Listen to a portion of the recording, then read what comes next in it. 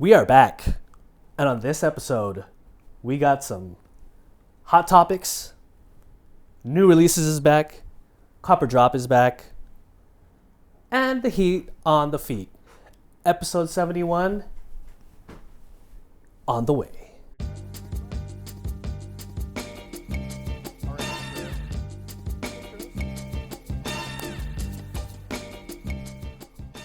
What is up? Can you believe it? The boys are back. Welcome to episode 71 of the Sneaks and Stats podcast. I am the Statty Daddy. And I am Sneaker Peter. Hello, everybody. We missed you. It's been a long cold fall without you guys. Big time. But we're happy to be back, man. It's been a long time. I was super excited for today, so I'm hoping we can get it. It's been on me, but I'm hoping we can get it more consistent. I would be very excited. Okay, it's been EJ's fault. I lied. I didn't say take all of it. 71. Episode 71. Can't believe we got this far. I know, man. I was looking back. I'm like, dude, episode 70 was the last episode? Yeah. Crazy. Taking us a little longer to get to 100, but, you know. We're getting there. We never... We're not going to stop, baby. We're not going to stop. Exactly.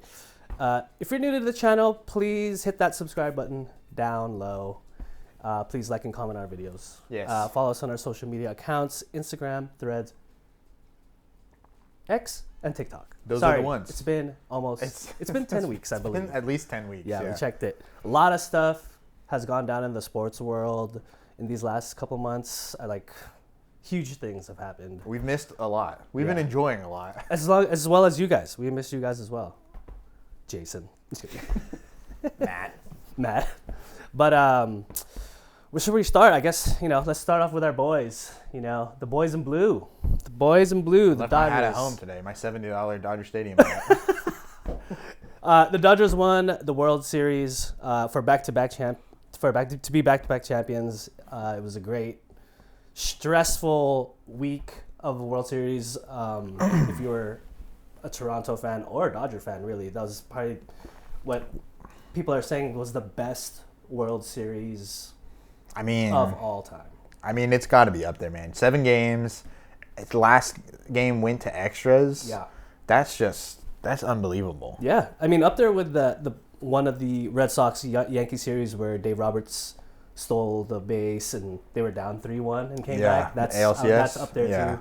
But yeah, we had benches clearing, Game 7, the Game 3, 18 innings. Freddie hitting another walk-off home run. I could not believe it was Freddie again. Yeah, crazy. We were together with a couple of friends for Game 3, and just kind of reliving that series. And we were just like, we should probably go home. Maybe now. at 11 we'll go.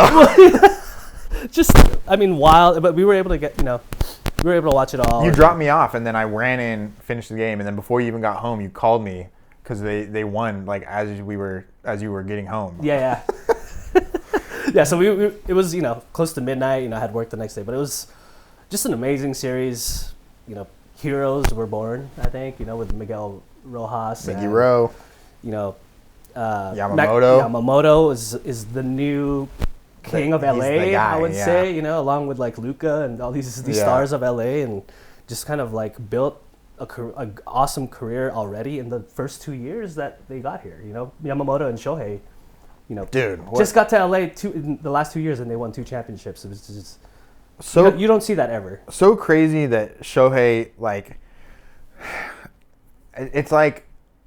it's hard not to pile on the Angels. I don't really want to necessarily, but it's crazy that his first 2 postseasons, and he hasn't been the sole contributor to the championship, obviously, but first 2 postseasons of Shohei's career, championships, and the Angels had 6 years of just completely fumbling it. Not a single playoff appearance. And you also have Mike Trout. And it's almost like saying you're in the NBA and there's no playoffs without LeBron or Joker or the best players. And you just don't see them, and it's a shame. And we've been blessed these last 2 years that we get to see that, and also they're on the team that we like.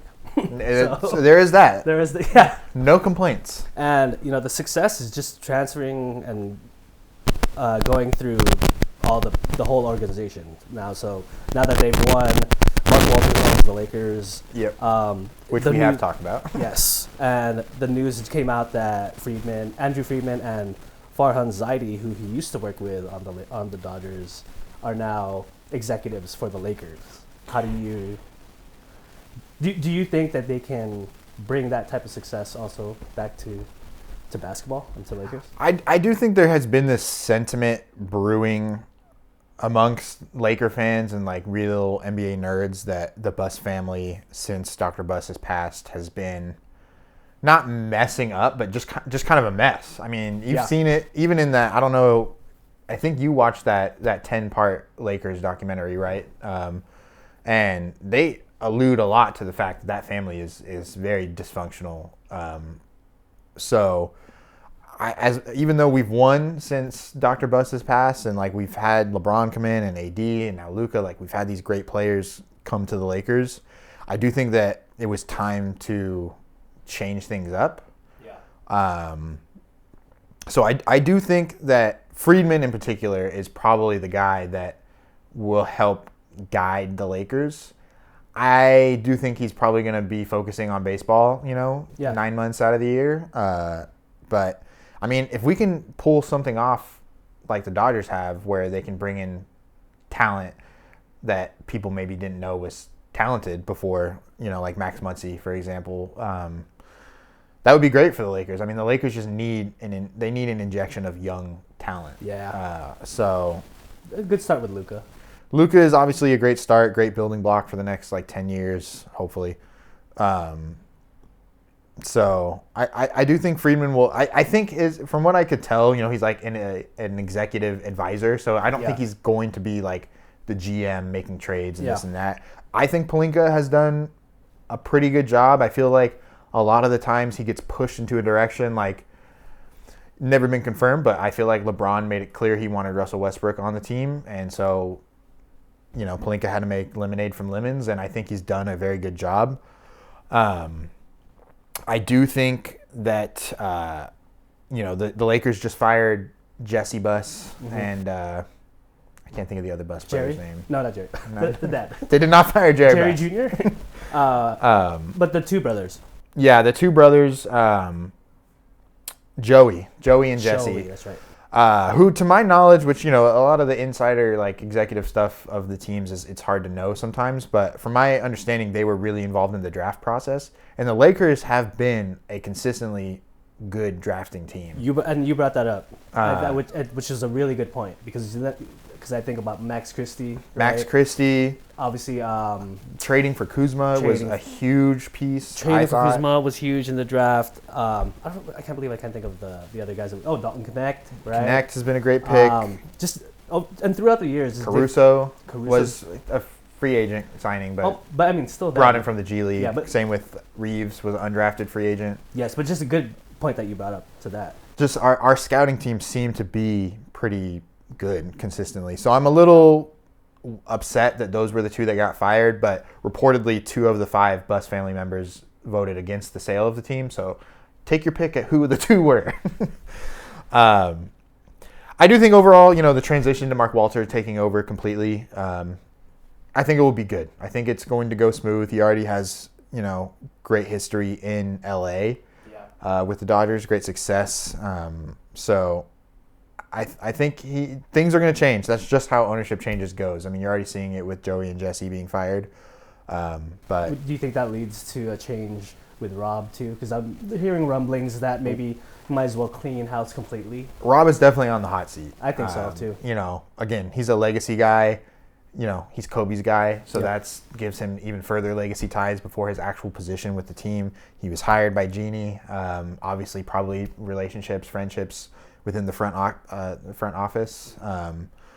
So, the Rambuses, I'm sure he knows them pretty well too, are still involved with the executive level of the Lakers. Yeah, Kurt and his wife are both. His wife too is in the organization too, right? They're probably going to be moving on soon. I mean, they're in their 70s, so it's or 60s. They're probably the next candidate, I would guess. Right. But we'll see. I wouldn't be surprised if Pelinka gets moved. Like I said, I think he's done a pretty good job, but we'll see. Yeah, it's hard to think that there won't be some type of at least effort for success with Mark Walters. And I mean, you look at the Guggenheim Group and what they've done with the Dodgers. To think that they wouldn't at least try to do that with the Lakers, it would kind of be weird to think about. So I mean, I think that the success will transfer over. Maybe it'll take a year or two just to put kind of like the team together, contract wise and all that stuff. But I think it was a good move. Maybe to us, Laker fans who are diehard for so long, like seeing kind of the old regime leave is kind of sad in a way, right? But also needs to be done. I think if anything, it's going to be more of a challenge, you know, maybe in a fun way. Maybe money-wise? Money-wise, the salary rules versus MLB and NBA are just way different. Yeah. Much more strict than the NBA. You can only spend, X amount, so you have to be really savvy. Yeah.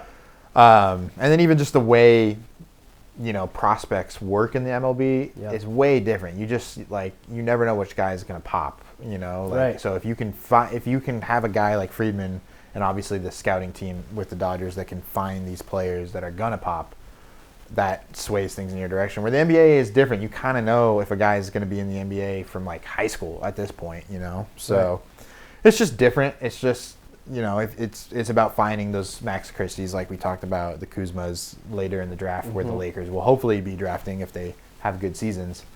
So, yeah, I mean, change is coming. More change is going to just keep coming. I'm sure this upcoming offseason we're going to see a lot of movement within the Lakers organization.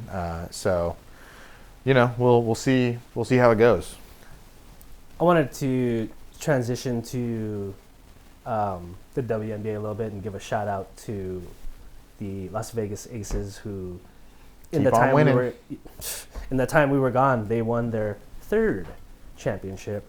Is this also Asia's third, or is this her second? Third. So yeah. She's the catalyst. Right. Yeah. So they won 22, 23, 25. That's a dynasty, I think. Oh yeah. They are, and to think the beginning of their season was not the best. Remember, they were they had a losing record. I think Asia got injured at one point. Yeah, she was injured, losing record. This was their first year since they traded Kelsey Plum. A couple other moves they made over the offseason too were Asia's still Asia, but who knows, But man, Asia Wilson is she's just a beast, man. She's just ridiculous. Super good. I mean, obviously one of the best, if not the best player. How many MVPs does she have now?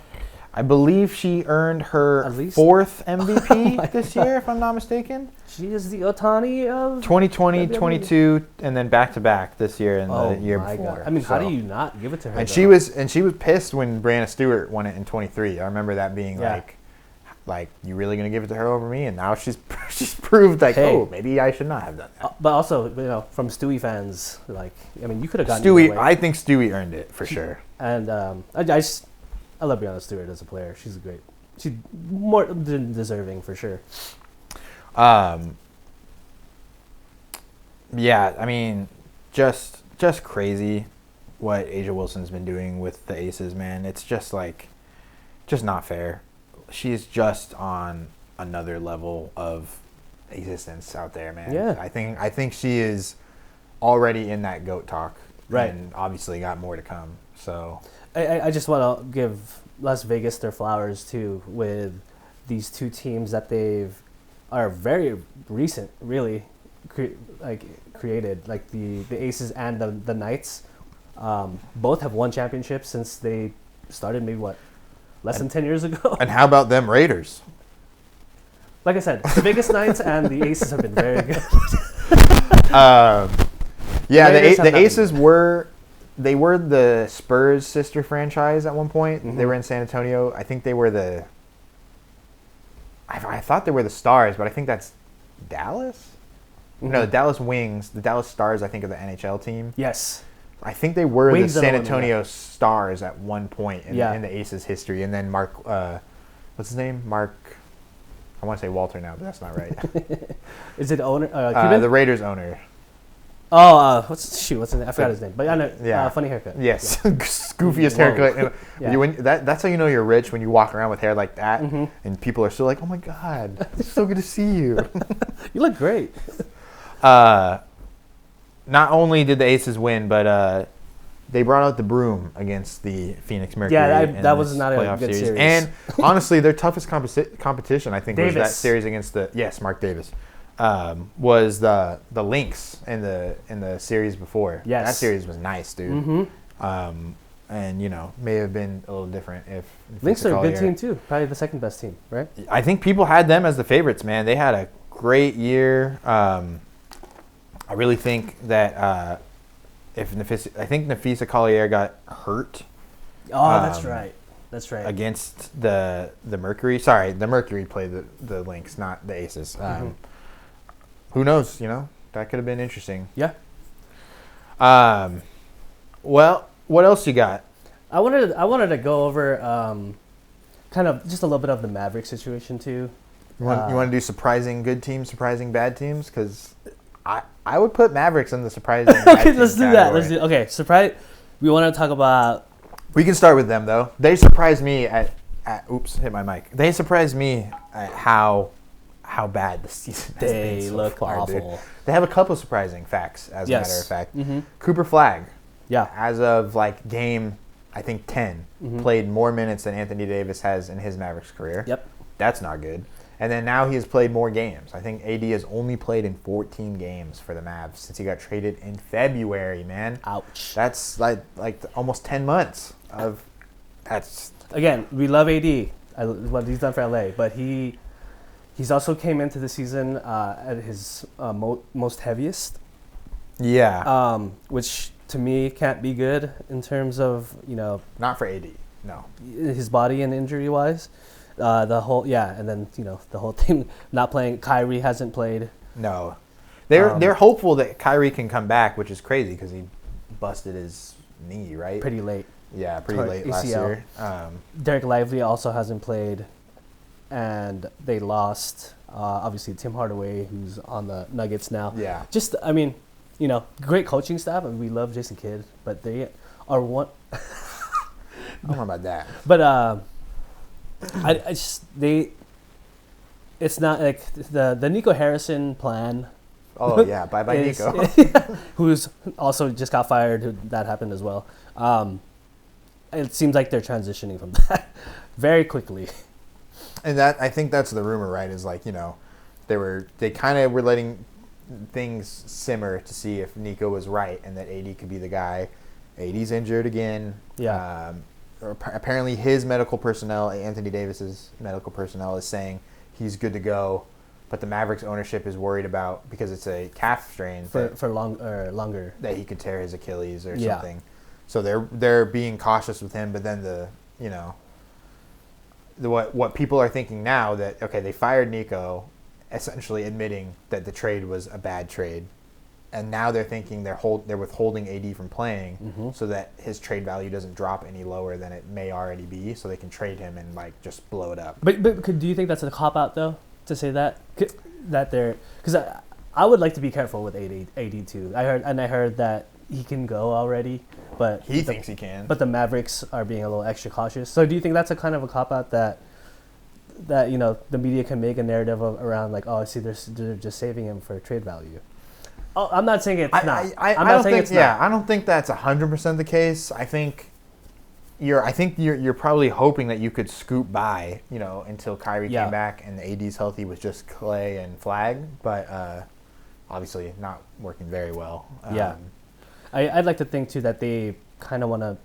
They're 5-13. They're at at the bottom of the West. Yikes. So I'd like to think too that they want to put almost the bottom. Tanking at the bottom of their priority, right? And maybe still go along with the guys they have, but yeah. Let's see. I think they own their pick, and I mean this draft class coming up is supposed to be ridiculous. Dude. The Boozer twins, AJ Debanta, yes, from BYU. Dallas owns their first round pick this year, so I mean.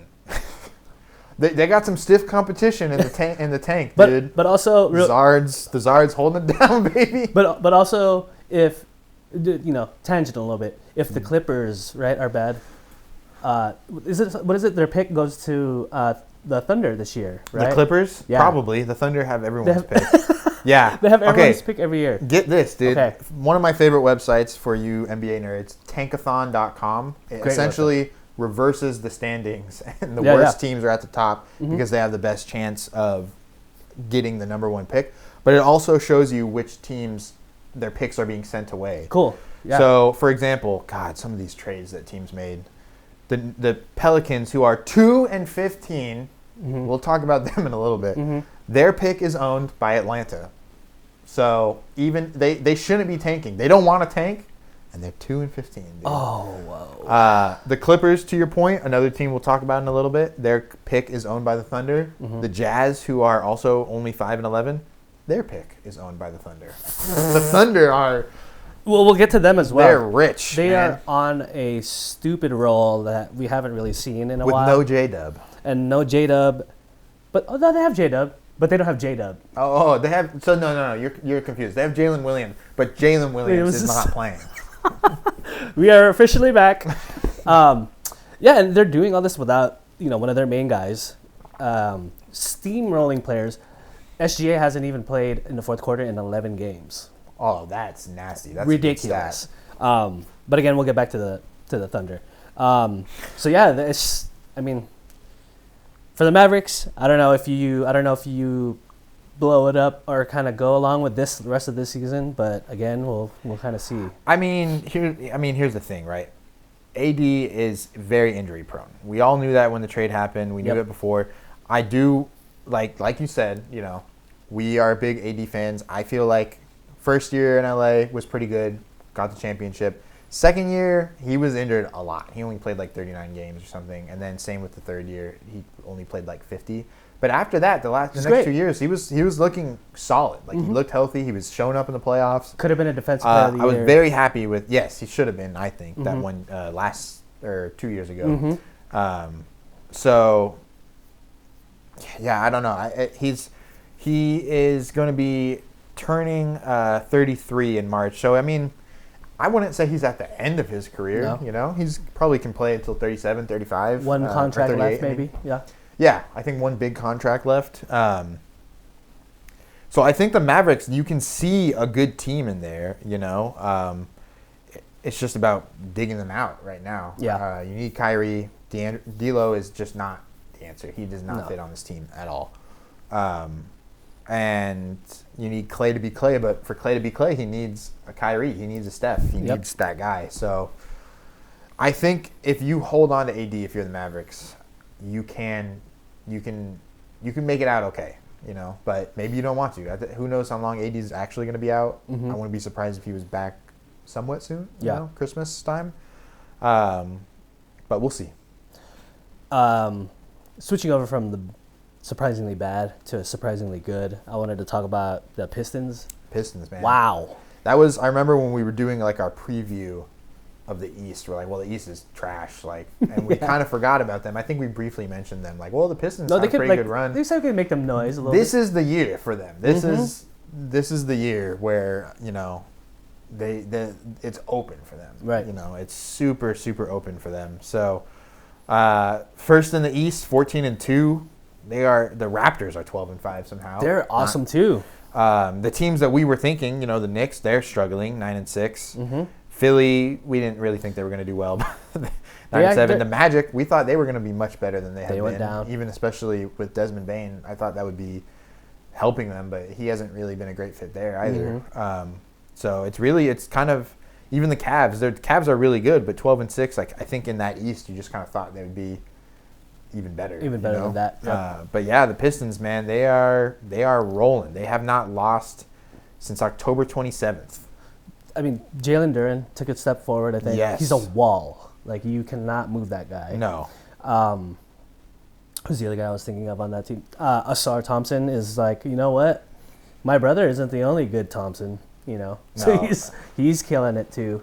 Tobias Harris has been really good for them. Tobias has been the perfect veteran for them. Duncan Robinson shooting 44% from three. That's exactly what you need. He's only scoring 12 a game, but you don't need more than that from him. Taking advantage of an injured East, right? Get these wins in now. Do what you can, and then throughout the season, rest of your guys, whatever. But a fairly young team too. Who's their coach? Is it? I actually don't know who their coach is. JB Bickerstaff. That's Bickerstaff. I could picture him. I couldn't think of the name. Been in the league for a long time. Yeah. Coached the Rockets a little bit briefly. But just, I guess, yeah. I mean, surprising to me. I knew they were going to be a good team. I was going to say maybe around the 4, 5, 6 range. Yeah, exactly. But also still early. I mean, we're not even 20 games into the season, but really, really cool to see. Pistons being good, and then the playoffs is kind of a good thing for basketball too. So I mean, to come off that season of 2 years ago, I think they had 28 losses in a row. Yeah, I think. I mean, awful to be able to turn it around in that much time, like, yeah, crazy. They drafted well too, you know. Yeah, they've had a great draft. Jaden Ivey has only played 1 game, so that could be another interesting piece for them. Big point guard for them.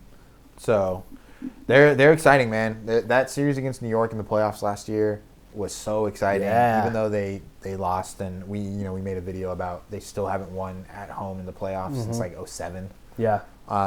Something like that. So they're due, but this is the year. They're gonna make some noise. They can make a magical run this year for sure. Yeah.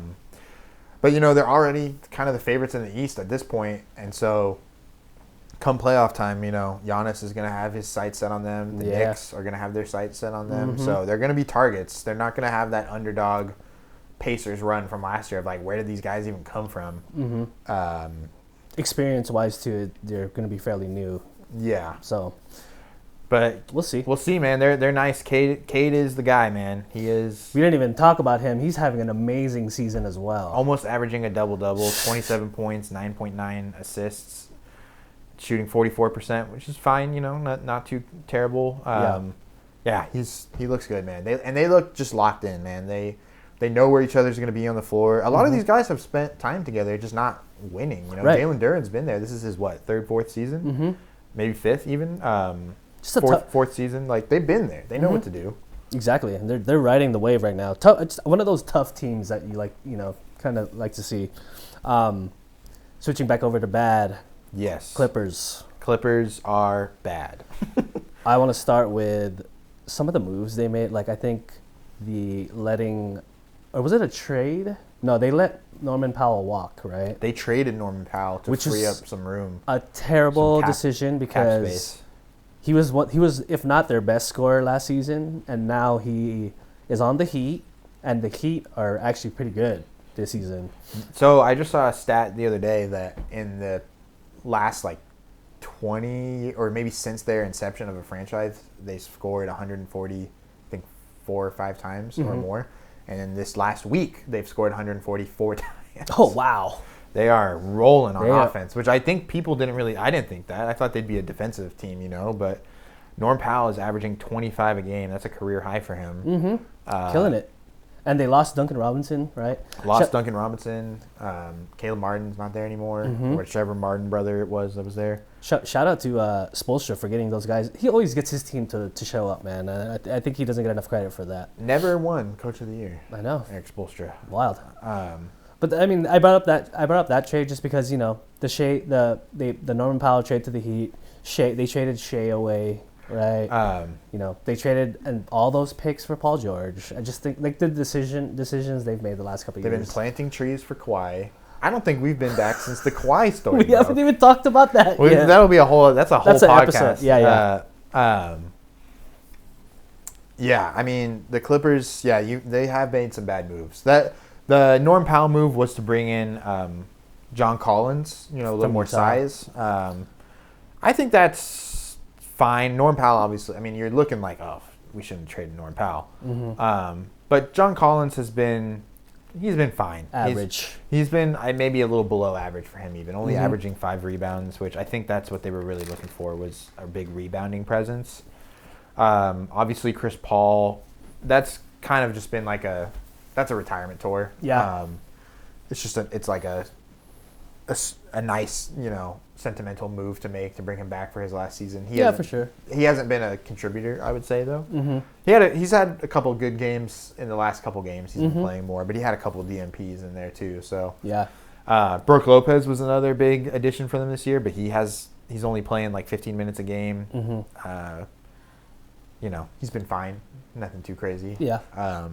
So, yeah, I mean, it comes down to the same thing every single year, bro. Every single year. Kawhi Leonard has played in less than half of their games this year. He's missed his 11th straight game with the ankle injury, and I think he has something else. I forgot what it was. But real quick, though. Yes. Before we continue, is CP3 more of a Clipper, Rocket, or a Hornet to you? He's a Clipper.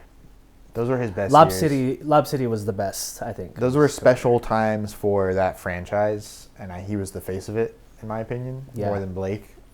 I just like that. His best years were on those Hornets teams, maybe, though. Man, that CP3 Hornets was nasty. Steals leader, assists leader, like 3 years in a row or something like that. And then Tyson Chandler, he ate a lot in those God. 3 years. Tyson Chandler, David West, Peja, Stojakovic that 1 year. That team was wild. That team was ridiculous, man. And then Kobe yammed all over Ariza. Yeah. The year after he... No, he yammed over Emeka Okafor. Yes, on That Okafor. was so nasty. That was when they gave us problems and we got knocked. That was after we lost to the Celtics next season, yeah. Mm-hmm. Or next series. But one more good team, one more surprisingly good team. Kawhi did play, just for the record. He did play in only 26 minutes last night, actually. Oh, so he's finally back. In a loss against the Cavs. 20 points, 3 rebounds, 2 assists. Okay. 4 turnovers and 4 fouls. So a little, He's making his way back. Yeah, gotta get back. One more good team you were saying, though? Yeah. Surprise good? Surprise good. Who you got? Rockets, but they're not surprisingly good. I would say the Raptors, but I have no clue what's going on with them. I don't know how they're winning. I don't know who's doing it. Well, Brandon Ingram is killing it for them. He's dunking on people, doing what he usually does. Would you say the Spurs at 11-5 are a surprise? Especially given they've won 3 out of their last 5, given that Wemby, Harper, and Castle have all been hurt. I'm gonna say no, because I think we all have expectations for Victor Wembanyama. I think that guy can stay healthy. Right. I think it kind of went down a little bit that in the MVP rankings, which doesn't really matter. But he's such a huge piece to that team. He is that team, man. He is that team. I think everything. Their success goes through him, in his progress. I love Dylan Harper. Harper was looking good. I wish he didn't get injured. He looks great. Stephon Castle is one of my favorite young players. I wish he didn't get injured. Also hurt. Their coach looks like he's more than capable of filling Popovich's spot. Yeah, he's fiery. I like him. Yeah, and I like that. So that's a team. I think that's definitely up and coming. To look out for. So I'm with the personnel they have, not really surprised. In fact, I can see them being a little better too as the season goes on. Yeah. Yeah, we'll see. I think if they can get healthy, the Spurs could make some like real deal noise. Yeah.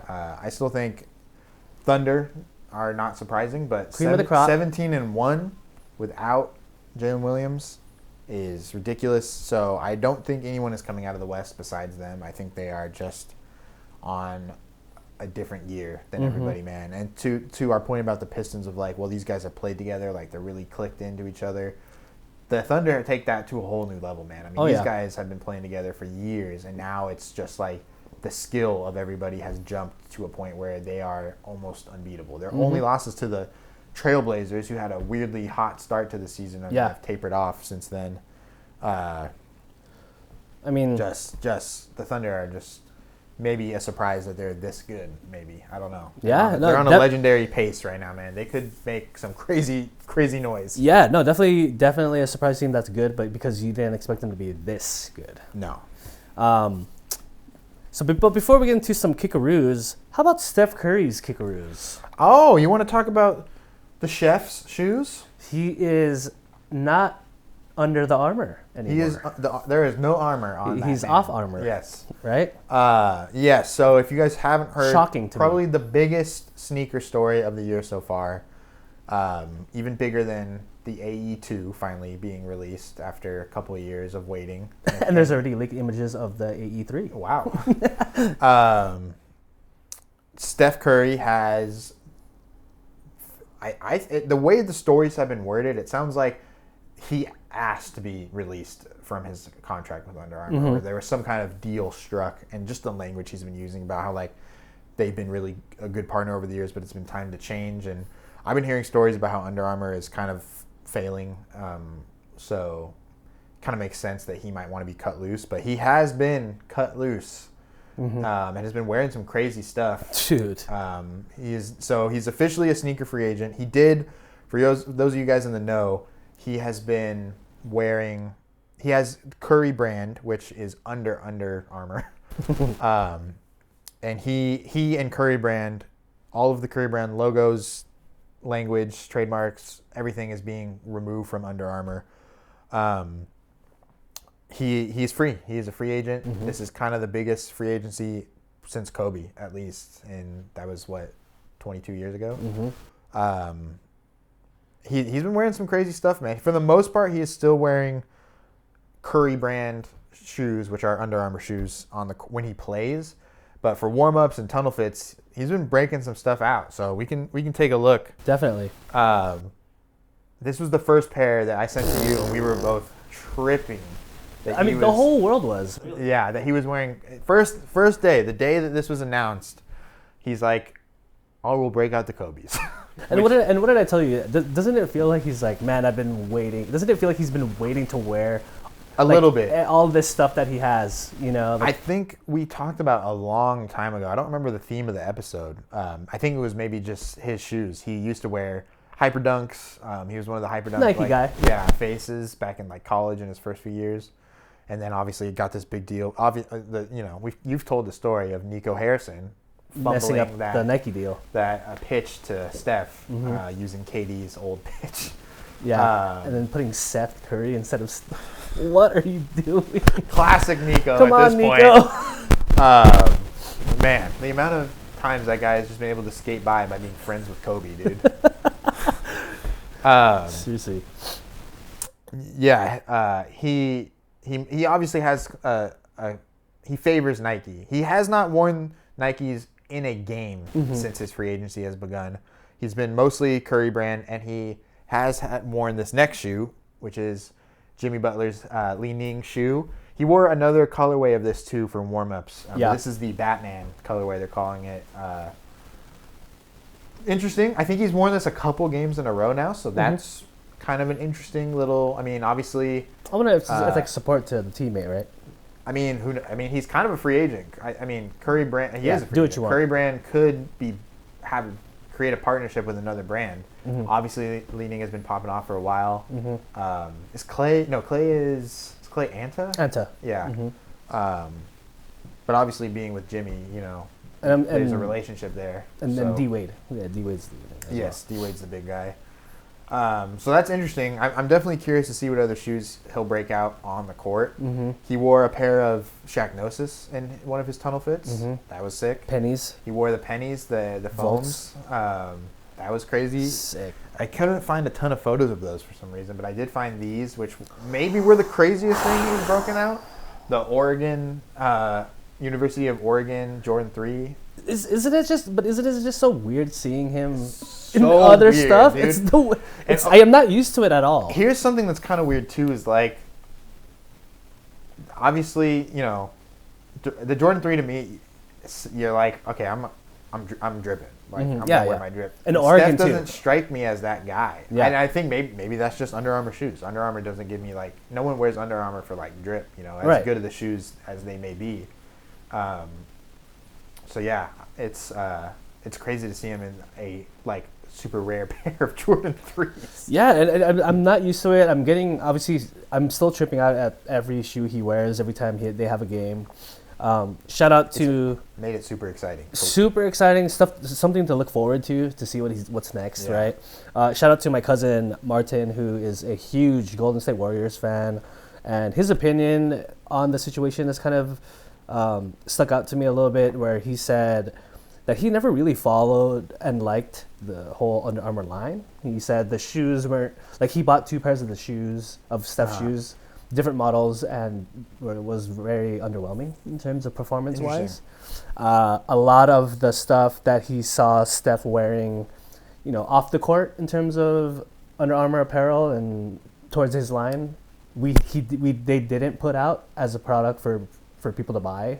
So he couldn't even buy the stuff that he really wanted, and overall he said that most likely he feels that Under Armour messed up the whole tenure with Steph Curry, which is what led it seemed like to their breakup. It seemed like Steph kind of carried the same sentiment that this is you can feel it. That Under Armour as a brand too was just kind of letting him down. Like we talked about it privately that they had Joel Embiid. They had him when he was reigning MVP, and then that offseason after he won, he signed with Skechers. Like they just were kind of not making the moves that probably someone who is going to be tied to them for life, if they played their cards right, would like to have seen.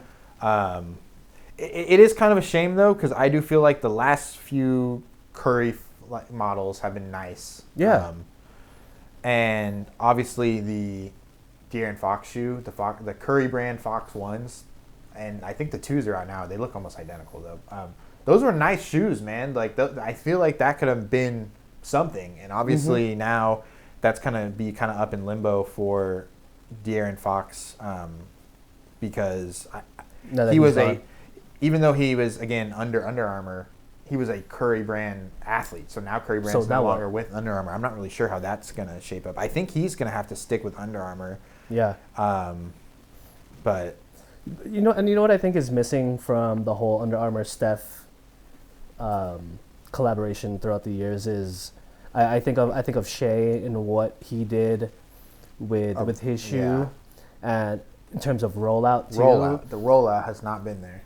Obviously the design of it has a lot to do with it, which is why the fans have such a huge like they gravitate towards the shoe more. The way they rolled it out, he gave it out for free before it came out at certain cool stores. Events, right? He came out with all these cool different colorways. He catered to the culture that is really into fashion, because Shea is the most fashionable guy arguably in the league. So I think he got Kyle Kuzma has some words for you. I'm sure a lot of these guys, like Vanderbilt too. But he catered to a part of the culture that I don't think was even into basketball, because his shoe is being worn on the street now. Yeah, and that they did that right. That's been probably the best release of the past year. Right, and then Jordan has that. Nike has that with some of their models. I think that's missing with the Steph line. Like you're not gonna, like you said, you're not gonna wear an Under Armour hoodie or shirt to the club or wherever you're going. You know what I mean? You're not gonna wear his shoe out in public, or you know what I mean? Which wasn't real. I mean, that's not Under Armour's brand. And it's not. But I think that's an element that a lot of the other brands have that is missing here. A lifestyle. You know what I'm saying? The lifestyle of it. Yeah. Where Under Armour almost exclusively is you're wearing it at the gym. Right, or if you're gym or basketball, if you're playing. Even when we talked to Coach Gingerelli from Seton Hall, who has now changed schools, he was kind of not really complaining, but he was like, "Yeah, I have to wear Under Armour at school. I can't wear any of my other shoes that I have." Right. Yeah. See. So it's like there is that stigma. Yeah, and it's a weird thing, and I think that definitely played a part. I'm not saying it's the whole thing. If he was really happy where he was at, he would probably have signed some type of lifetime deal with them, right? Like what some of these other athletes like LeBron has, but that's just not the route they went. And this now we know what happened, right? It's going to be interesting having him move forward. With Kobe's free agency, it was the whole season because Adidas they're like, hey, we'll like release you from the contract, but you can't sign with another brand for another year. Like you have to. It was like weird legal stuff that made it so Kobe couldn't sign a contract. It was obvious if you see what he wore. It was mostly Jordan, Nikes. He threw in some Reeboks in there. He took advantage of it though. He did. Where Steph, he's shopping Curry brand. So and as far as I can tell, there's not going to be like a moratorium period where he has to be a free agent per Under Armour's he can sign rules. any day now. So I'm curious to see what's going to happen if he says, "Hey, I want to take Curry brand to Nike or Adidas." Like, I don't think he'll be able to bring any of his old models with him. You know, those are all Under Armour shoes. So it's going to be kind of like a full reset for Curry Brand. Mm-hmm. Who knows? Maybe he takes Curry Brand because, you know, they were doing a lot of golf stuff too. Maybe he just makes Curry Brand like a golf and lifestyle thing. And when he signs with another basketball shoe company, maybe Curry Brand won't do that. Maybe it'll just be he gets his signature line with Nike or Adidas or Jordan. Or, you know, we'll see. It's exciting. It's very exciting to see where this is going to go. Mm-hmm. I mean, all the rumors are pointing to him joining Nike. I think the world would break, the internet would break if that were to happen, because Nike's then you're thinking roster of stars, man. You're basically putting Steph and LeBron together, right? And they have Team USA essentially at this point. You have all the Team USA. Tatum. Mm-hmm. You would have Steph, KD, LeBron, Book, and then us for what gets us sneakerheads excited is then you think of like, oh, maybe there's the Jordan 3 Curry colorway, right? Or Jordan 4, or even a LeBron Curry colorway or something. Yeah. And just like the possibilities if he went to Nike is what gets the sneakerheads going, and I think which is why there's an excitement for that there. But we'll see. Exciting to see what he's going to wear throughout these next few weeks too. My dark horse pick is Reebok. Yeah? They've hit the reset button. They brought in Shaq and AI. Killing it. I think because they're not as big in the NBA sneaker game right now, they would be willing to say, hey, bring in Curry Brand. Like, it's Reebok. It's Curry Brand by Reebok. Right. Like, it's all going to be all your stuff. Mm-hmm. Like, I think where Nike, like, they might, hey, man, like, you can't really do Curry Brand here. Like, there's no LeBron brand. Yeah. You know? So I agree with that. That could be tough. I think Reebok would have to make a really, really big push and allow that maybe his model and brand to be part of it. That would be my selling point if I was a Reebok exec. Yes. Like, hey, Curry Brand comes with you. You get to do what you want within Reebok. Here's our designers. Exactly. No, I agree with that totally. As opposed with Nike, like, hey man, you want all these other models? We'll make colorways for you. We'll make Tough a shoe. Choice. You don't need to bring we don't necessarily like that, which I feel like the style they would go to. We're not there yet. Sneak peek. But which brings us to some shoes. Some upcoming releases for shoes. What are you wearing, sir? Well, I am happy to make my podcast debut after wearing these all October. We also talked about it. Halloween fit. Yeah, we did talk about getting these. My Shattered Backboards. I love them so much. This was my first grail after I discovered them, and they are not disappointing, man. On the feet. They are butter too. Yes. The toe box and all the black leather is ridiculous. Mm-hmm. They're sweet, bro. You're wearing your butteriest pair. I feel like you have right now too. Yeah, this is the pair I've been wearing for the last 2 weeks. At home, in the shower. Running, swimming. But the Better with Time Nigel Sylvester Jordan 1 Low.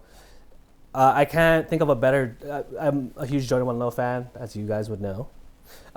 If you watch the podcast, probably the Jordan 1 Low with the best quality leathers on there. I can definitely see why he can beat them up and they still look good, just because I've been wearing them out almost every day and they're still in really good shape. Yeah, they look great. Minor creasing, so I love this shoe. It sucks because I want to wear my other stuff, but I'm like, man, it kind of goes with everything. Nice. Yeah, it does go with everything too. Mm-hmm. And but we got some new releases for y'all. Some new stuff. First up, we have the upcoming Jordan 4 Black Cat. Yeah. This shoe will never. The only thing I can think of with this shoe is when we were at Got Soul and you were interviewing people. Yeah. And one of the guys said this was his least or most disappointing shoe or least favorite because he's like, it's just a black Jordan 4. Like, a triple black. So which is very interesting for him to say, because they in 2006, which was the first release, nobody liked it. And if you watch our podcast, you know, kind of for me, and I don't really like all black shoes, all white shoes. I'd like to let you guys know, I feel like I'm growing. Oh. I do like these. Okay. I do like a lot of the all white shoes now, so I think I'm evolving as a sneakerhead / person. And I do like these a lot. It's like real quick, it's the third time they're retroing these, or second time they're retroing them, but coming out for the third time. coming out November 28th on sneakers for 220. That's coming up. That's is that Thanksgiving Friday? Or I mean, the day after Thanksgiving. Day after, Black Friday. This is the Black Friday. Jordan's Black Friday purchase. Because they're black. Cat Friday. Black Cat Friday. Yes, named after one of Jordan's nicknames, the Black Cat, because he's the way he moves. Do you know who was bestowed by? Who? I do believe it was bestowed by Reggie Miller. I believe. I could be wrong, but I think it was a Reggie Miller special. Yes. Comment down below if you guys know the truth. But what's it called? Nike Air heel tab, which what everybody loves. Yep. On the back, full family sizing on sneakers. There is one gripe on it that I've been seeing sneakerheads who have early release or early pairs. It is a squeaky shoe. And they've interesting. That could be trouble. That could be is a big little frustrating. Yeah. The lace. I keep forgetting what we call that, but the lace. The eyelet or like the lace lock. Lace lock is rubs against the. It's rubber and it rubs against the nubuck, which causes the squeaky sound. And that I have one squeaky shoe in my collection, and I have to say it is pretty damn annoying. That can drive you crazy. It drives me nuts. So I do really want this. I'm gonna go for it, but I'm pretty scared about that in terms of the squeakiness. They give me the vibes of all black Air Force Ones, but if you commit like robbery or like burglaries in Air Force Ones, this is like white collar crime. This is like fraud, Ponzi scheme. Yeah. Ponzi scheme, yeah. But I think it's a great shoe. Just goes with a lot of stuff. If you like. A lot of people like to wear all black, right? Wear it to work, beat them up. They'll probably be in good shape still. So a good drop. And a shoe that no one liked in 2006 up until the second drop, which is 2020. And in 2020, they went off. Really? Sold out everywhere.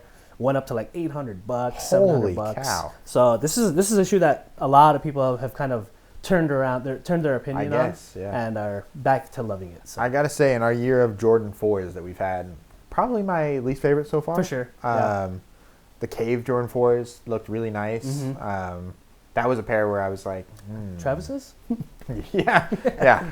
Or like Undefeated. Yeah, right? The Undefeated 4 was voted the sneaker of the year. So I mean, yeah. Can't beat that. But I mean, those Cave ones were like, Jordan was like, hey, they're not undefeated, but like they're pretty close. Change the shade one more time. Those were nice though. Like I feel like even I'd put those above these. So yeah, they're nice though. Yeah. MJ wore these, right? Didn't he wear a pair of black? He wore the black pair, I think once. Yeah. Yeah. Very very exciting though. Like I said, good year for Jordan 4s. Mm-hmm. Rough year for your wallet. Oh, big time. Next up here, I have got the newest Nike shoe. The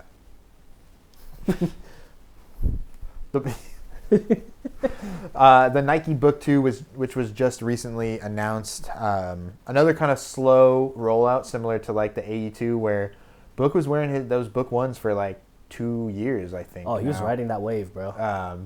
Still rocking them. I think he finally laced these up. He laced up that orange Sunburst pair, which I'll put a picture of. I think he laced those up a couple games ago, or maybe last night even. I like this pair. How do you feel about this? I think it's better than the Book 1. It looks more like a basketball shoe. Okay. Definitely looks more like a basketball shoe. You're right. Which I mean, I don't know. The Book 1's never really got a lot of love, I feel like, and I really feel like he designed those to be like, hey, they're my basketball shoes, but you could wear them out on the street, and they have that vibe, but they just never really seem to gain much traction, you know? Yeah, I think a piece of why the fact that we don't like them is kind of we think maybe a lot of people don't like them, but I mean they have a kind of a big following. They've made so many different colorways. Like they're doing the Chuck colorway, right? Yeah. So I think it's a good first shoe for him, but just not something that we would necessarily buy. But the second model, I saw the orange pair and I was like, I don't really like that. It looks like a boot to me. Yeah, it's got boot vibes. It looks really stiff compared to what almost any modern basketball shoe looks like. Like nowadays. It's a lot. Yes, it looks like a lot of shoe. But when I saw the black pair, I was like, okay, growing on me a little bit more, and I like it a little bit more after that. I like the details. I like that this is like a sunburst kind of gradient, and then I like too. This is like again in line with the Suns. Even the midsole and outsole being like kind of that translucent purple. Yeah, Suns colors. So, really paying homage to where I don't think Devin Booker is gonna go anywhere else. I think he's a Sun for life. Oh no, he's a Sun for life. Definitely a Nike athlete for life, I think too. Yes. Yeah. He's another guy along with Shea who I think is really in touch with the culture right now and the people in terms of fashion and what the people and sneakerheads really like in terms of shoes, which is why we see these certain colorways. But those I wanted to bring this up. Some of those colorways that are like, oh, this is paying homage to like the Volt 95s or whatever. Pick your legendary shoe. Because obviously D-Book is a huge sneakerhead. But the stuff he's wearing pays homage to all these great sneakers. But it's only his PEs. They don't release a lot of the cool pairs that are inspired by that he's wearing. Yeah, I think it's about half other shoes. So I think maybe they would have done better if they had just done more frequent releases with all the cool colorways and maybe just in smaller batches, Yeah, just release all of them, but do like certain drops, right? Because he's had some crazy stuff. And people would love those. The shattered backboard ones, I don't know if they released those. Yeah.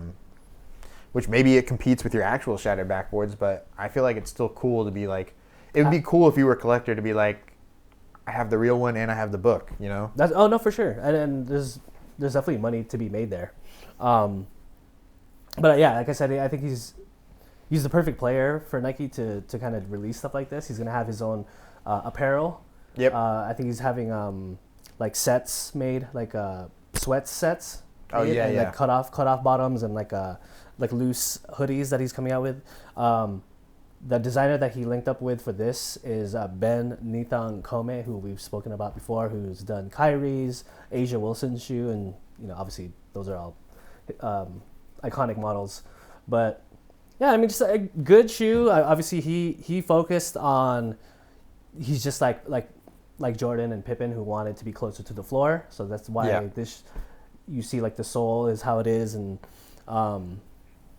it's a bouncy cushion 3.0 midsole is what they're using, with a lot of hints and inspiration from the Air Force One and the Nike Spiridon, which is a running shoe.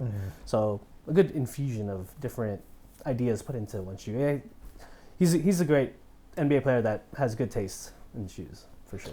I would be curious to see, like, maybe once his career is done, if he still is like a Nike athlete. Like, I feel like he would be a good choice to like spearhead some kind of lifestyle. Yeah, for sure. You see it already. Brand, yeah, maybe almost maybe more than like a basketball shoe. Yeah, like it seems like more his interest really, because even he had those cool Chevy Blazers that he released. Like it seems like he's really into like those. the lifestyle shoes. It reminds me of Russell Westbrook when he was on the Thunder. Still, he had all these shoes. They came out with a lifestyle shoe.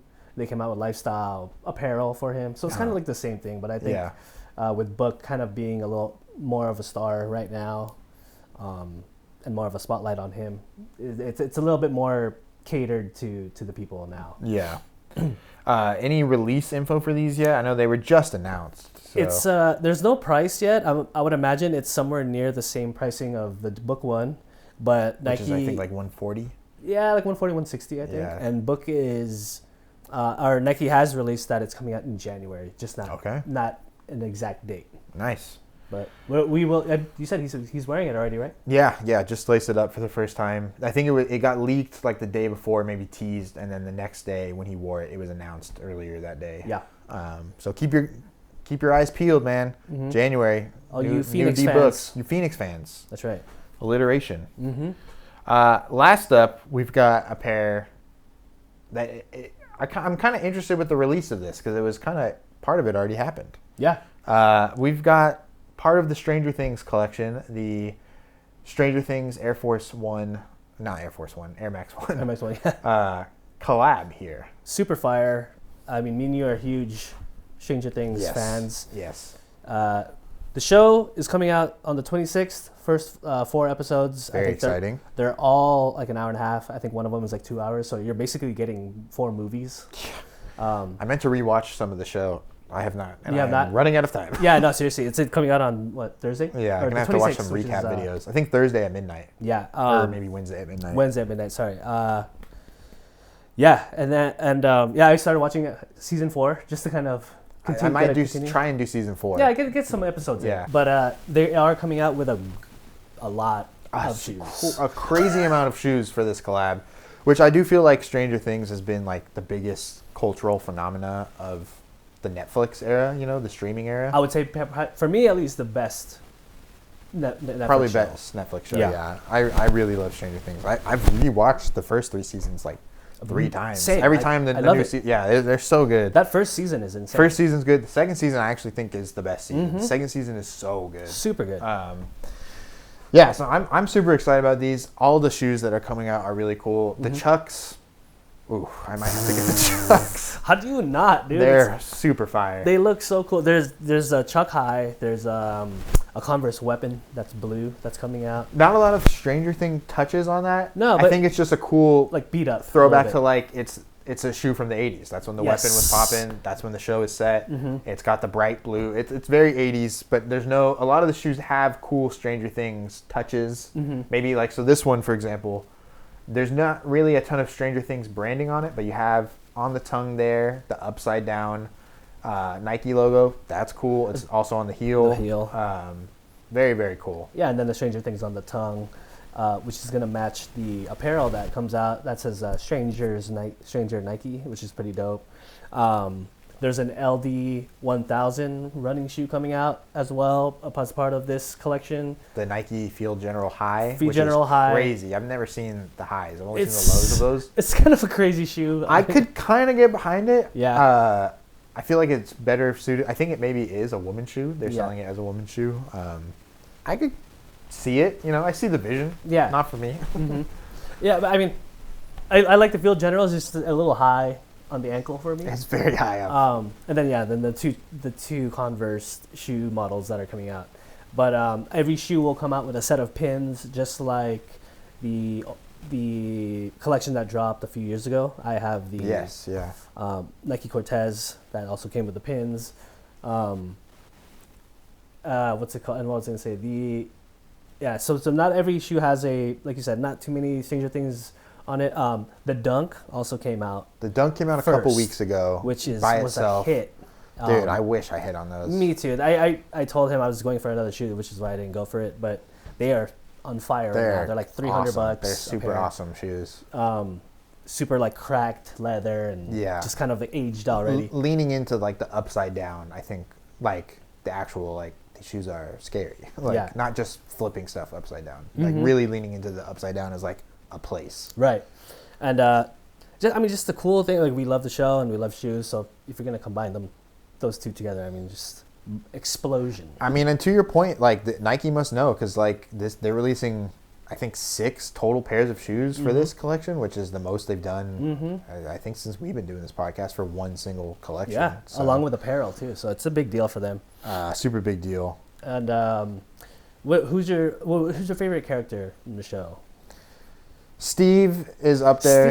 Steve is hilarious. I really like Steve. I like Max a lot too. Max is one of my favorites. She's really great. She shined a lot last season. And Dustin's my favorite. I'm not gonna lie. Last season, Dustin didn't do it for me as much. Yeah. But the first 3 seasons, he's the funniest character, bar none. Yeah, you fall in love with him out of Hopper. All of them.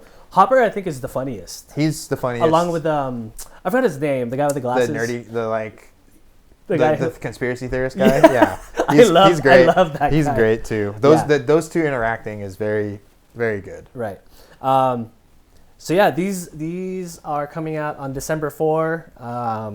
Christmas gift stuff, right? Get it for me, guys. On sneakers and this pair specifically is 180, which I think is a lot for an Air Max 1. Yeah. But obviously it's a themed pair, so. You know what I wish they had done? Flip the check upside, or at least on a pair. I don't think they did an upside down check except for in the logo. Go full on upside down. That would be sick. Right? That would have been cool too. I would have loved a little more, maybe like some aging on the Air Max 1. But but they did it on the Dunk, and the Chuck has a couple Stranger Things items on it. It's just beat up. But outside of that, there's not really a ton, which I kind of think is cool. You know, it's like very subtle nods to the show, besides the apparel collection, obviously. But the shoes themselves have very subtle nods, which I think that works. No, that's cool. I like it. So, keep a lookout for these. But that is it for new releases, which means it is time for the grand return of the Coppity and the Droppity. Oh, my bad. Wow, it's been a while. It's been a while. Copper Drop. And we're doing a first for Copper Drop. Oh, never been done before. Yes. Okay. Thanksgiving is coming up, so I wanted to get your thoughts on a little different kind of items. Gobble. So, Copper Drop. Ooh. Some Thanksgiving sides. We got the mashed potatoes and gravy and stuffing, head to head. This not even a. Oh. It's not even a debate. Not even a little bit. Mashed potatoes and gravy, bro. Oh. You're a stuffing guy. I'm a stuffing guy. I go crazy on the stuffing. Really? Interesting. Yes. What do you like in your, like, what makes a good stuffing for you? It's a little... The bread. The bread, I think, can kind of be any bread, really, Okay. as long as it's, like, really toasty, you know? Toasty on the around and then soft in the middle. Yes. If you put a little, like, chestnut or sausage in there. You're crazy. It's crazy. You put chestnuts and sausage in I think I've had bro? that once. I have not done that, but I've had it once, and it was... I think I just love the salty and savoriness of it. Okay. Oh, man. And are you... So good. Are you... do you like it in the turkey? Or like I've seen it different ways where it's like served separate. We always, do it separately for like so safety reasons. Yeah.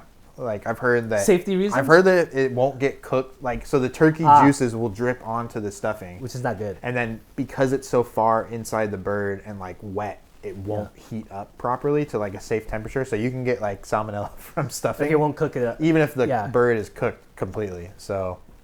Let's keep it separate. We're super split on this one, I guess, though, because I'm hardcore stuffing. I love mashed potatoes and gravy. Yeah. Like KFC, gotta get the mashed potatoes and gravy. Easy. But if they had stuffing, I would be like, I'm just such a, like, I love mashed potatoes and like I could love mashed potatoes so much I could eat it by itself even without gravy, and I just love gravy a lot. Dude. And then you put them together, like, and then there's different types, right? Like, you know, Jollibee has a good gravy, right? And like you said, KFC's gravy and mashed potatoes is awesome too.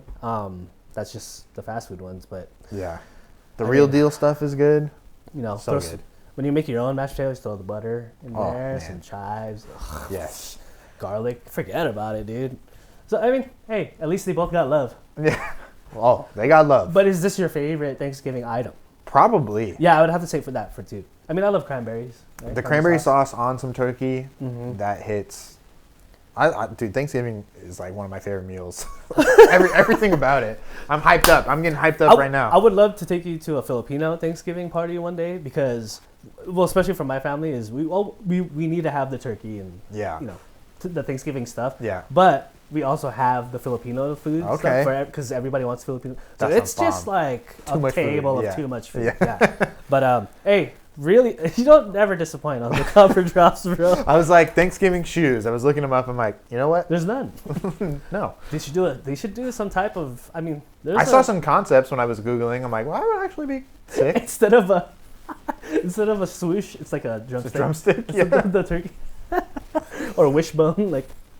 Hey, when we get our Nike collab, the mashed potato and gravies. Like mashed potato and gravy dunks are gonna hit. They're gonna smack. I'll have the mashed potato gravy dunk, and then you'll have the Terminator stuffing Terminator. Those would be awful. This is not gonna sell. No. The mashed potato and gravy dunks. No, those are gonna hit. Ever. The stuffing termies are not selling. Thank you for copying and dropping, though. Thank you for just kind of switching it up. We'll have some shoes next episode. We'll have some real. Please don't be mad at us. Happy Thanksgiving. Yeah. But now it is time for Heat on Feet. First up, Jalen Johnson. He is the current NBA Eastern Conference Player of the Week, although I believe that's due to change today. But last week he was the Player of the Week. He has been crazy. We've been talking about him. You heard it here first. Yeah, you were talking about the Hawks looking good over the offseason. You swayed me, but I was like, I don't know. But this guy, man, is just not come out of nowhere because he's been really good. Mm-hmm. But he has been, I think, better than people thought he was. And obviously, Trae Young has been out. You know, he's going to come back maybe mid-December, early December. Mm-hmm. But Jalen Johnson, without him, man, has just been on another plane of existence. 22 points per game, 9 rebounds per game, and 7 assists per game for the season, which is crazy. Also shooting. He's shooting 56% from the field For a guard? as their de facto point guard, essentially. Wow. And since Trae Young has been out, he has been averaging 23 points per game, 10 rebounds per game, 8 assists per game. So like a little bit higher, 1.7 steals per game. I mean, that team is just so lucky to have him to kind of help right the ship until Trae Young gets Dyson Daniels? back. And, dude, the defense on that team, scary. Here's a closer look. He is wearing kind of a throwback pair, the Kyrie 7s. One of my favorite Kyries. Dude, these are maybe the best Kyries. They're so nice. I love it. I love the 2 straps. I love like the sawtooth there. All these details, man, are That's my favorite part. so nice. Mm-hmm. This was from their most recent game against the Hornets a couple days ago. They beat out the Hornets 113-110. Jalen Johnson had 28 points. This stat line is ridiculous. 28 points, 8 rebounds, 11 assists, 1 steal, no blocks, no turnovers, and no fouls. 11 for 22 from the field. What a game. Jesus. What a game. Con Knuppel. I don't know if I'm saying that right. But, I love that guy. I love that guy. He might be the Hornets' best player, man, because your greatest ability is your availability, and LaMelo is not available. No. Cooper's teammate. Yeah. Mm-hmm. Con Knuppel had 28 points and 6 rebounds on 9 of 17 shooting. He looks ready, man. He could make a difference on like a good team. Yeah, for sure. LaMelo has been dealing with injuries again. One of the many stars in the NBA that is injured at the moment, and he sat out last game for right ankle management. So, yeah, he's one of those guys that he's just got to get on the court. He just has to get on the court and play, and just be able to do his thing. Because if you're not playing, you're not doing. What are you doing for me? I mean, he could be one of the best young talents. He just needs to be out there. Next up, we have early MVP favorite. I would have to say. Oh yeah, Mr. Nikola Jokic. He's got a crazy like Wild West facial hair thing going on. He is on a different tip this year. He don't give a damn right now. He is wearing his same shoe, another signature shoe that stuck around for another year from 361 Degree Sports. This is the Jokic 1. Oh, is that for the ring? I think it's just a tag. I think his shoe has a special pocket on the tongue built in for his wedding ring, which is a very cool tradition that he does. It's got some kind of print here on like the body. And it looks like it's under. Yeah, I'm not really sure what it is. This is a PE. They have so many funny shoes with this models already from 361 Degrees. They had the Peppa Pig shoes, which were multicolored. That was very cool. And then they had the SpongeBob collection. They had the SpongeBob, Patrick, and Squidward shoes, which are all still for sale right now. They've been continuing to produce those, which I think is cool, in full sizes. Yeah, interesting shoe. I do like this shoe. He's had a lot of crazy PEs that we've covered already. And a lot of them end up getting released, which I think is smart. He has just been, I mean, you know it. We all know it. He is not from this planet. No. I don't think. He's just, I just don't get it. I just don't get how every year there's like he doesn't disappoint at all. No. Like he can't disappoint you. He is averaging on this season already 30 points per game. That's a career high.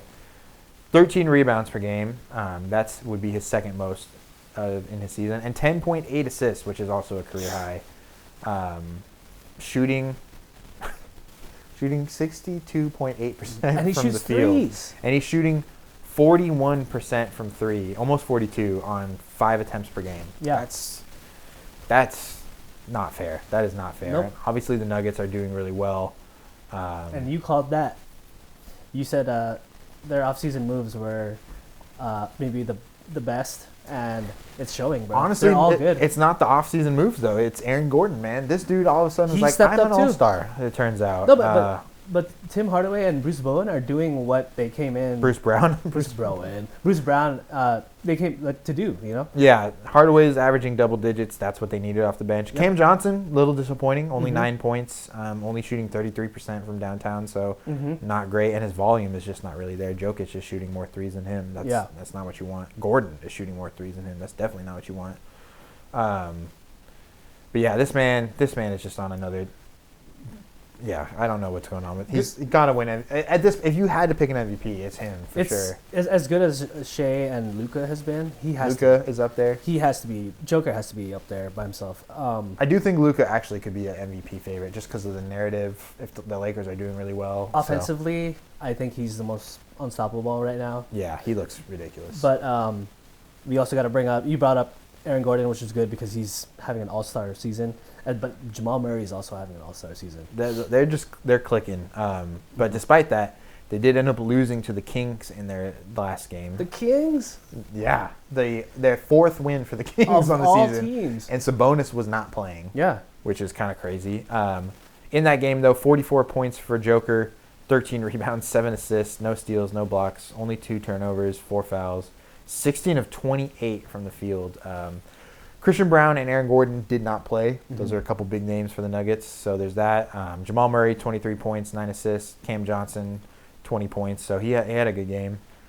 And on the other end of that, I wanted to highlight one of the legends of the league in his 18th season, Mr. Russell Westbrook. Those are crazy. I know. I wanted to see. I don't know what these are. I wanted to see if you could tell me. Here's a closer look at these joints. No clue what those are. I have no idea. It might be his shoe or I don't know. Good question. Maybe Jordan 35 or something. Look at those crazy socks too, like that bubble knitting almost or something.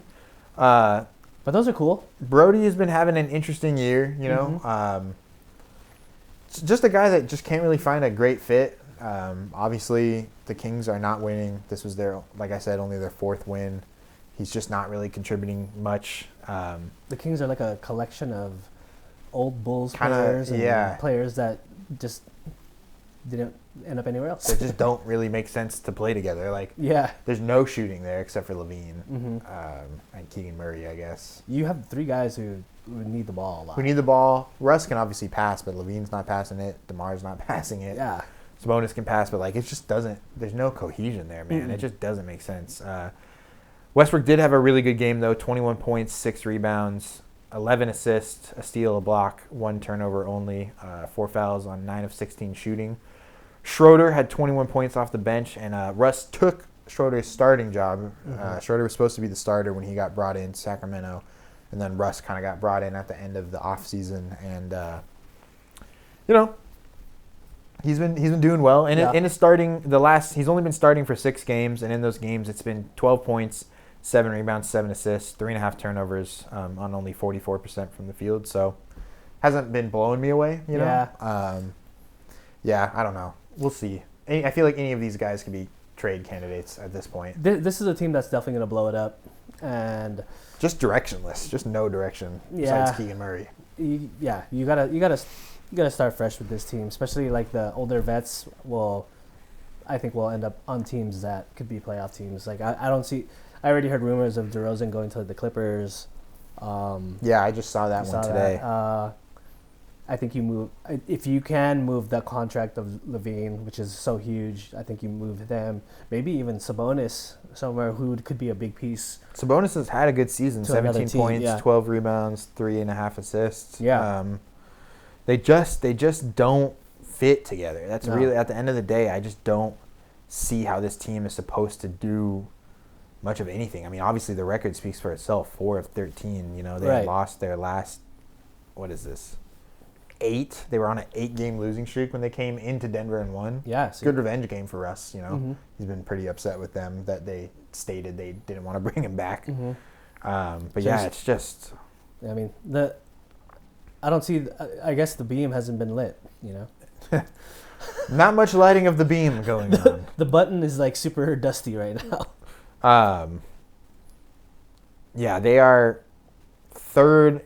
They're fourth from last. They shoot the fourth fewest threes, or they make the fourth fewest threes in the league that shoots threes. And their percentage is second worst. Only the Pacers have a worse 3-point shooting percentage. So, they're just a bunch of guys that shoot a ton of shots and don't make a bunch of shots, and especially threes. Not a good recipe for success. No, they're just I don't know. They're middling. They're midway in assists. That's not too bad. But then they don't really make that many turnovers, which is good. But it's just can't score. Yeah, not like you said, not a good collection of players. They gotta. I think they're even thinking about moving Keon Ellis, right? Who's like one of their young point guards, who I think, as a point guard. But they give up the third most points in the league. They're just not. There's no defense. Teams are shooting over 50% against them, which is the best in the league. They're They're down there with the Nets and the Pels. So yikes! They're just no defense. Gotta blow it up. Bad shooting. Yeah, I mean, blow it up to what though? There's nothing left. Well, Keon and Keegan, like you said. I mean, you keep Keegan. You hold on to him. They own their pick, so that's good. There you go. You just hold on to him with all your might. Mm-hmm. But that's all I got. That's all she wrote. We need someone ID these shoes for us, somebody. Yeah. We're Comment rusty. down below. We're rusty. Rusty. But that's all I got, yeah.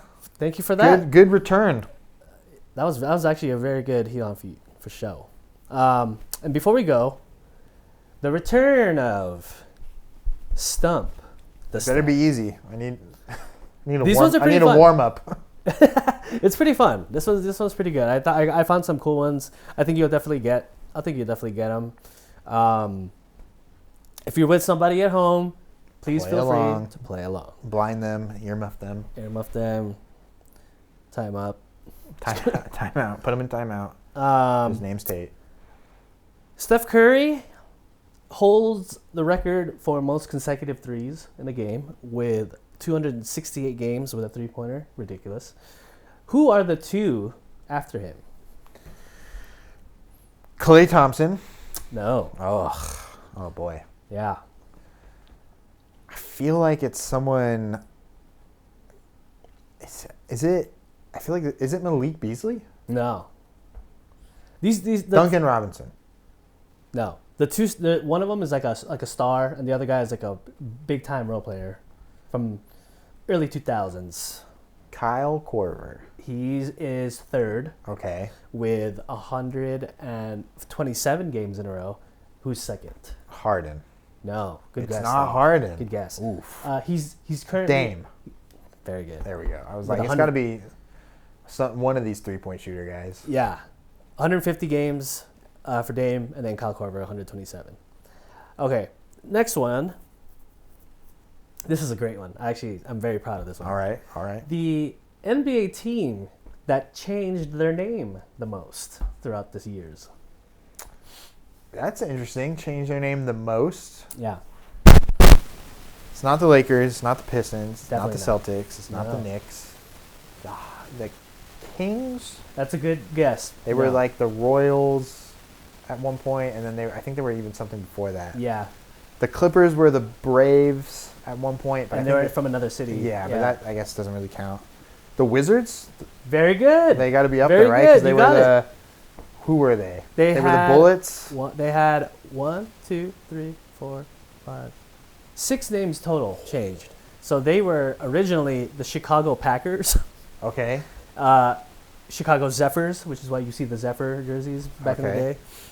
Baltimore Bullets, the Capitol Bullets, the Washington Bullets, and now the Washington Wizards. Crazy. Interesting. I did not Super know any of crazy. that. Them Zards. Mm-hmm.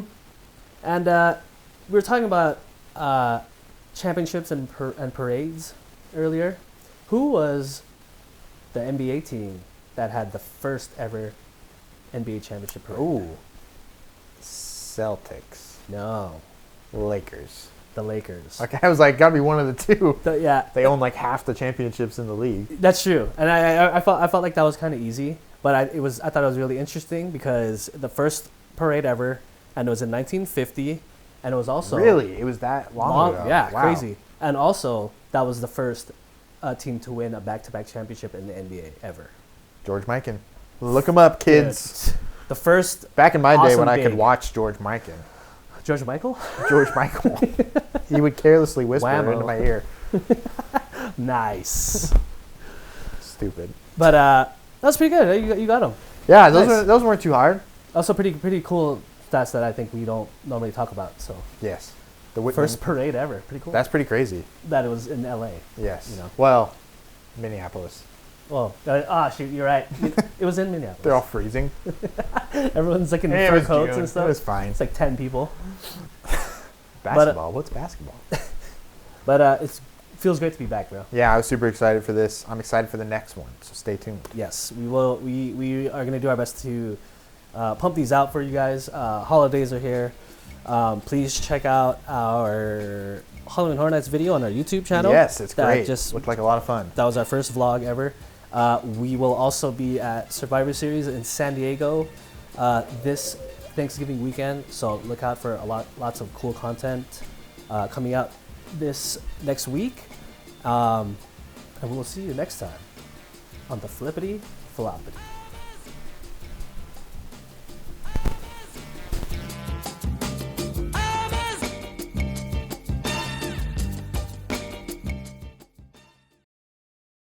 I was mimicking you the whole time. I'm like, I know. I got this. I got messed up too. I was like, what am I going to say? What does he say? Is he saying something?